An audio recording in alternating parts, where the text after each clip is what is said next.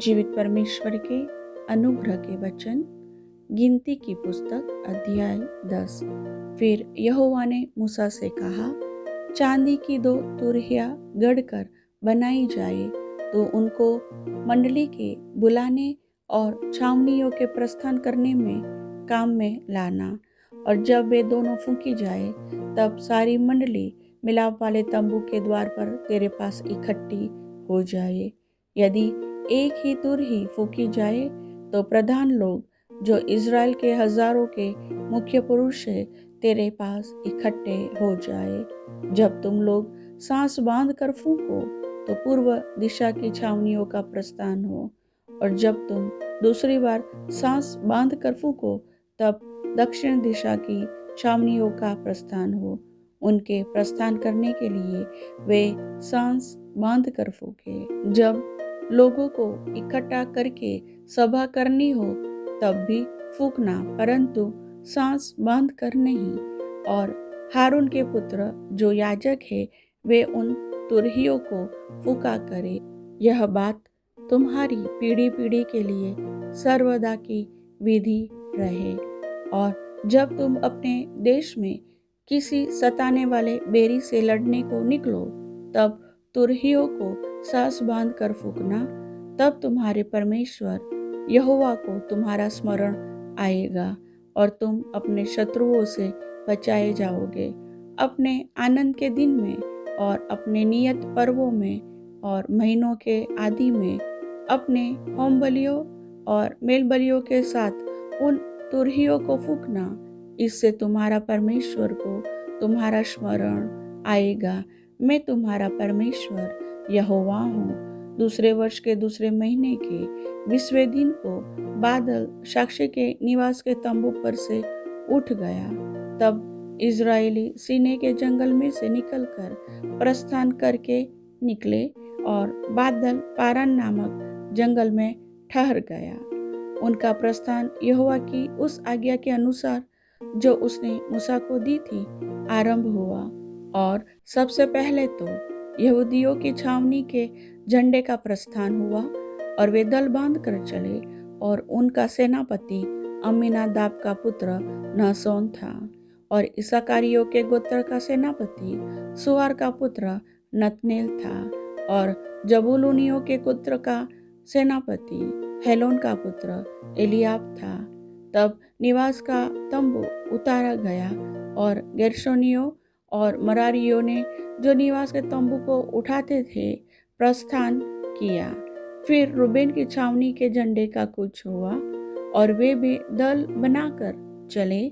और उनका सेनापति सदेऊर का पुत्र अलीसूर था, और शिमोनियों के गोत्र का सेनापति सूरी शद्दे का पुत्र सलूमिएल था, और गादियों के गोत्र का सेनापति दूएल का पुत्र एलियासाफ था। तब कहातियों ने पवित्र वस्तुओं को उठाए हुए प्रस्थान किया, और उनके पहुंचने तक गेर्शोनियों और मरारियों ने निवास के तंबू को खड़ा कर दिया। फिर एप्रैमियों की छावनी के झंडे का कुछ हुआ, और वे भी दल बनाकर चले। और उनका सेनापति अम्मीहूद का पुत्र एलीशामा था, और मनश्शेयों के गोत्र का सेनापति पदासूर का पुत्र गमलीएल था, और बिन्यामीनियों के गोत्र का सेनापति गिदोनी का पुत्र अबीदान था। फिर दानियों की छावनी जो सब छावनियों के पीछे थी, उसके झंडे का प्रस्थान हुआ, और वे भी दल बनाकर चले। और उनका सेनापति अम्मीशद्दै का पुत्र अही एजर था, और आशेरियों के गोत्र का सेनापति ओक्रान का पुत्र पगीएल था, और नप्तालियों के गोत्र का सेनापति एनान का पुत्र अहीरा था। इज़राइली इसी प्रकार अपने अपने दलों के अनुसार प्रस्थान करते और आगे बढ़ा करते थे। मूसा ने अपने ससुर रूएल मिद्यानी के पुत्र होबाब से कहा, हम लोग उस स्थान की यात्रा करते जिसके विषय में यहोवा ने कहा है, मैं उसे तुमको दूंगा। इसलिए तू भी हमारे संग चल, और हम तेरी भलाई करेंगे, क्योंकि यहोवा ने इज़राइल के विषय में भला ही कहा है। होबाब ने उसे उत्तर दिया, मैं नहीं जाऊंगा, मैं अपने देश और कुटुंबियों में लौट जाऊंगा। फिर मूसा ने कहा, हमको न छोड़, क्योंकि जंगल में कहाँ कहाँ डेरा खड़ा करना चाहिए, यह तुझे ही मालूम है। तू हमारे लिए आंखों का काम करना, और यदि तू हमारे संग चले तो निश्चय जो भलाई यहोवा हमसे करेगा उसी के अनुसार हम भी तुझसे वैसा ही करेंगे।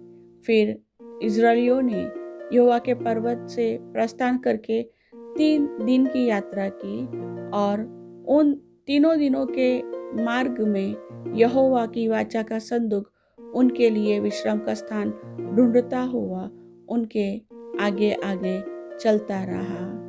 और जब वे छावनी के स्थान से प्रस्थान करते थे, तब दिन भर यहोवा का बादल उनके ऊपर छाया रहता था, और जब जब संदूक का प्रस्थान होता था तब तब मूसा यह कहा करता था, हे यहोवा, उठ और तेरे शत्रु तितर-बितर हो जाए और तेरे बैरी तेरे सामने से भाग जाए।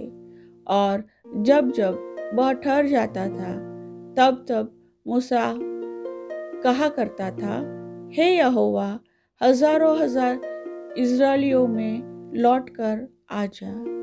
प्रभु वचन के सुनने वाले सभी भाई बहनों को आशीष दे। आमीन।